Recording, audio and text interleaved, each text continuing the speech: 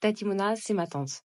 Et elle, c'est une femme distinguée à qui je voulais faire connaître le poulet 6,86.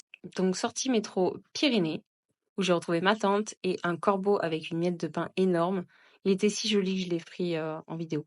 Bon, voilà, c'était un petit peu l'instant nature. Il faut dire que nous sommes arrivés à 11h45, 11h30 plus précisément, mais 45 le temps de monter tranquillement au soleil avec ma tante pour s'installer au Bar Fleuri, qui est connu pour son poulet maintenu au prix de l'époque, 6,86, qui est devenu vraiment une institution dans le quartier et au-delà, puisque je ne suis pas du quartier, donc je suis venue exprès pour cette expérience, comme on dit.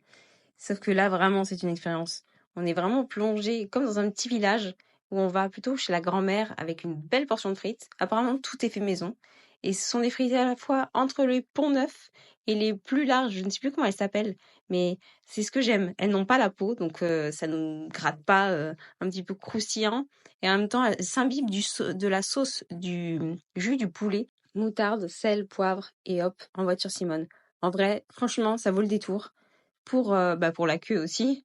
Et puis, on ne rivalise pas avec Ginko ou Milligram juste à côté. Donc, le dessert, je ne l'ai pas pris au bistrot, mais bien chez Ginko. J'ai visité ce fraisier, mais il est mascarpone. Dommage. Adieu.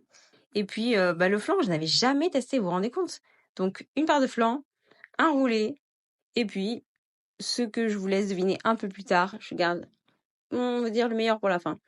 Le flan était un petit peu trop plat à mon goût, mais ma tante a beaucoup aimé apparemment.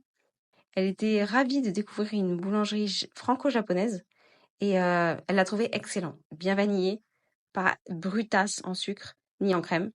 Moi, ce que j'ai beaucoup aimé, c'était le roulé sésame noir, sésame blond, avec une crème d'amande à l'intérieur mélangée au praliné qui a croustillé et qui a caramélisé sur les côtés. Vraiment, là, je me suis trompée, j'ai mis en ralenti, mais vous comprenez l'idée. Là aussi, il y a un glaçage super fin et je trouve que c'est une idée de génie d'avoir fait ça. Ça emprisonne les graines et ça donne un effet cristallisé super satisfaisant en bouche.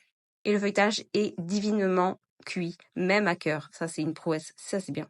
Après, on a patienté chez Mamiche. Franchement, c'était une journée vraiment assez gourmande là quand même. Donc, tout ça pour patienter et s'offrir les donuts, les nouveautés. Je ne suis pas vraiment à courir après tout ce que font les adresses que j'aime bien, hein, mais bon, à chaque fois, il n'y en aura pas pour tout le monde et c'est que le week-end. Et c'est du marketing que je comprends, hein. Mais bon, je vous les présenterai de toute façon plus tard. Allez, gros bisous!